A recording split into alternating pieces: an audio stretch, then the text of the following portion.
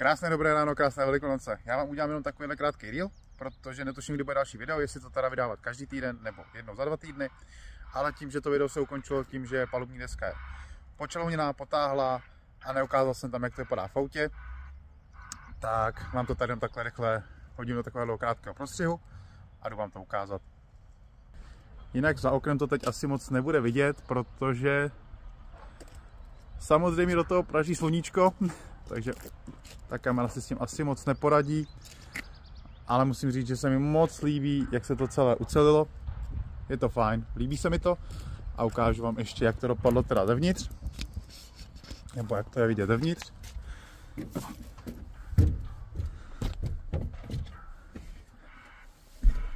A musím říct, že se mi to líbí. Dopadlo to skvěle, vážně jsme se s tím vynervovali, vyvstekali, ale dopadlo to dobře.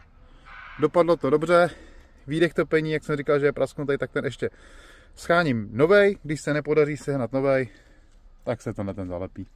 Takže ještě jednou, krásný víkend, krásné Velikonoce všem a vidíme se u dalšího videa. Ahoj.